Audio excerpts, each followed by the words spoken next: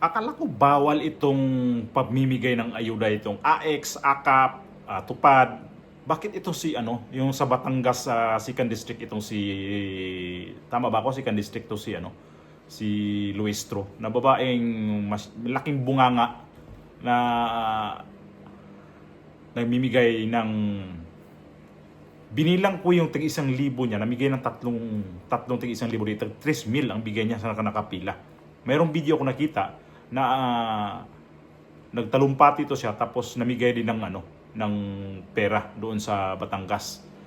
At ay ito yung itong congressman na to ay mananalo ka lang ba dahil namimigay ka lang ng pera? Hindi ka na mananalo pagka tama ang laban, yung hindi walang bigayan. Ang hirap kasi sa inyo, Luistro. Ang lakas mo magpasikat sa kongreso pero nananalo lang pala kayo dahil namimigay kayo ng pera. Namimigay kayo ng tag 3,000. Ang kapal ng mukha nito, akala mo pera niya yan, pinamimigay niya. Animal tong laki ng bibig nito. Nainis ako nito sa kanya dahil ang lakas makipag itama daw yung mga yung mga mali. Ipaano? Itama ang mali, ikaw mismo pala. Mali na yung ginagawa mo. Vote buying ka at itong Comelec, wala ngang reaksyon dito. At anong nakain ito ni Commissioner George Garcia na itong Batangas representative namigay ng pera. At may mga video. Di ba niya kaya tong kaya niyang ipatawag to, kaya bigyan ng isubpen na to siya tapos tanggalin. Kasi kitang-kita namimigay eh. Ito yung video. One point, ang trabaho ng congresswoman ay hindi ang pagpapailaw.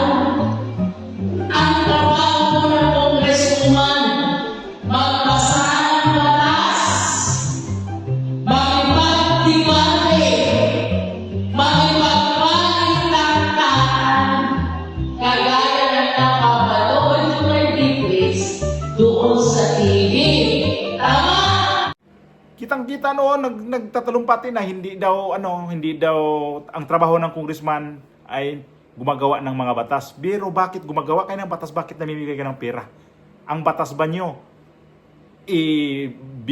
kaya kayo namimigay ng pera para iboto kayo? Pag totoo kayong public servant, hindi kayo namimigay ng pera dyan, congressman. Kahit sinong kandidato. Kaya nga, ito yung bansa natin, nagkalit-silits dahil dito sa inyong mga politician na namimigay kayo ng pera. Mga animalis kayo. Ito yung sabi ni George Garcia na mayroon siyang ipapatawag na mga kumakandidato na lumabag sa batas dito sa Comelec. But ito yung si Congressman Congresswoman Luistro. Bakit din niya ito pinapatawag? Bakit dito nabanggit sa mga interview? Ang laki-laki ng mata mo, Diyos, lumuluwa na nga yan. Di mo nakita to? Wala nakapagsumbong sa'yo dito o namimili ka lang talaga kung sino yung ipapatawag mo o walang binibigay sa'yo. Pag ito yung si Congressman Luistro, Congresswoman Luistro, ipapatawag mo to dapat. Anong ginagawa nito sa Batangas? Ito yung interview ni George Garcia, akala mo kung sinong malinis. May nabanggit kayo na iniimbestigahan yung senator, ha? Yun lang natatandaan ko kasi yun yung medyo prominent yung medyo mataas yung posisyon na hinahabol, Kumusta yung investigasyon nyo? Senatorial candidate under investigation. Ito po, Ma'am Ami, ay ang aming Committee on Contrabigay ang nag-iimbestiga na. Doon po sa mga nauna pa ng mga local candidates nakapag-issue na po ng show cause orders at again, hinihintay na lang namin yung explanation nila within a period of 5 days. Doon naman po sa senatorial candidate, I think any moment from now, they will be issuing also the show cause order as against that particular candidate. Total naman po ang show cause order just for them to be able to explain. Part ng due process, in fact, start pa lang talaga ng due process yan. Hindi naman sinasabi may formal na case na. So later on po, we are going to reveal who this particular candidate is. And meron din po kasi mga party list na iniimbestigahan na ang aming pong Committee on Contrabigay. Sa kasalukuyan, meron na po kaming 93 national and local candidates subject of the investigation.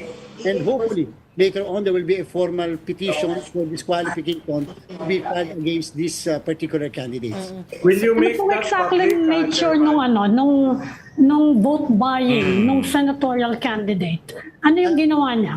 Alam niyo po kasi kahit po hindi naman talaga yung directly nagbigay, pero nagkaroon ka ng, for example, abuse of state resources, although covered dyan ng ibang provision of the Omnibus Election Code. Pero kung abuse of state resources tantamount to vote buying also, then yung po magka-classify din po siya doon sa election offense na yon. Yes, Sir Ronald po, we are going to put that public. Sabi nga po natin, we are making public naman po everything from those who are discriminating, from those who are using yung mga text blast machines, from those who are committing yung mga abuse of state resources o yung paggamit ng private resources, and everything we are making them public po. So para naman po ang hindi para ipahiya sila.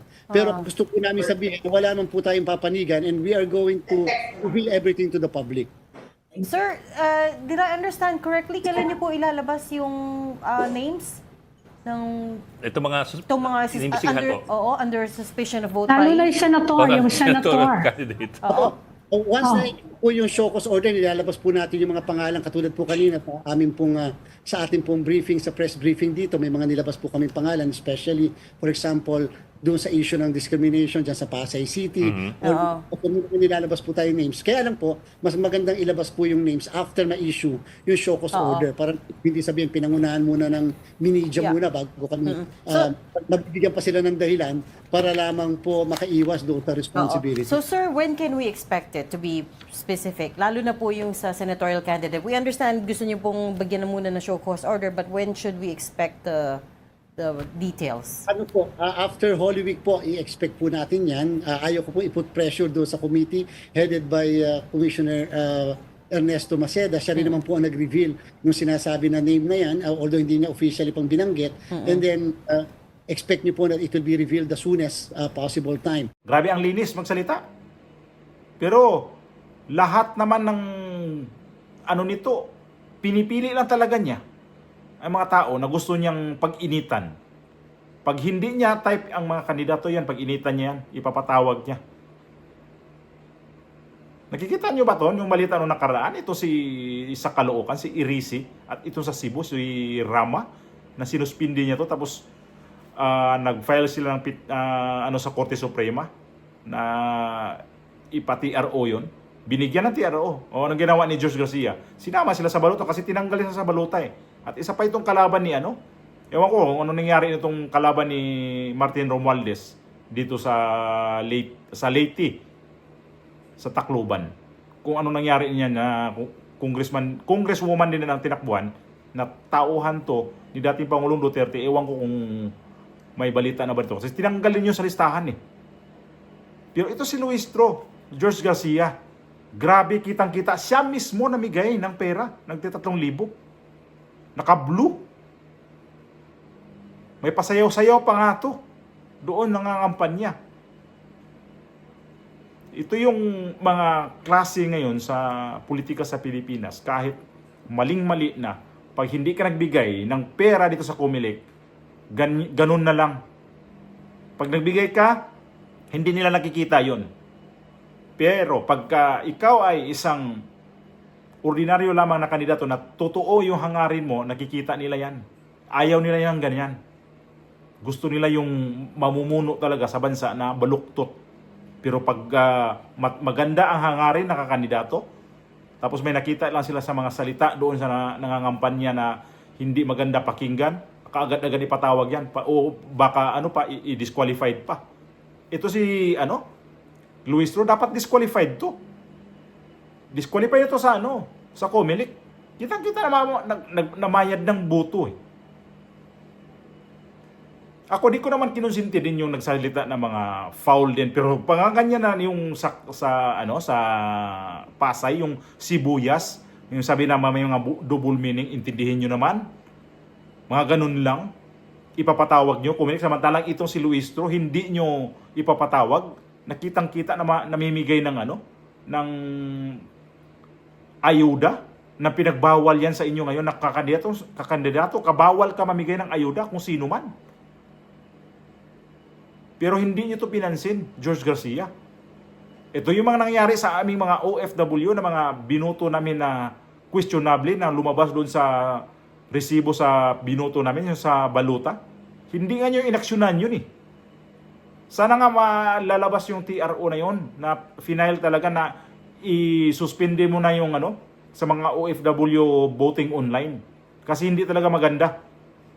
Nandoon yung katunayan na madadaya talaga ang mga boto ng mga OFW.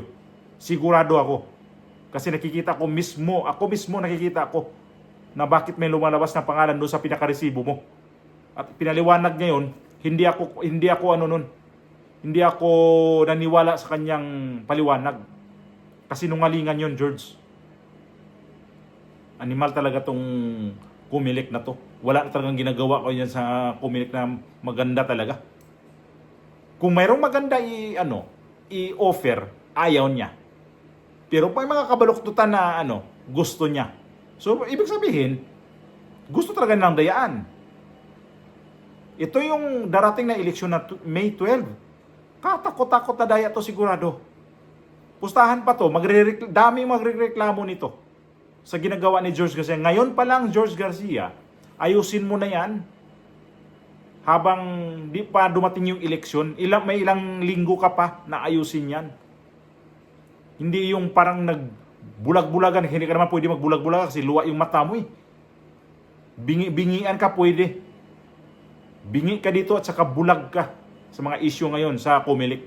Wala kang pakialam sa mga taong bayan na gusto ng pagbabago, pero ikaw, basta pera ang pag-usapan yan, bahala ng taong bayan. Wala kang pakialam nga.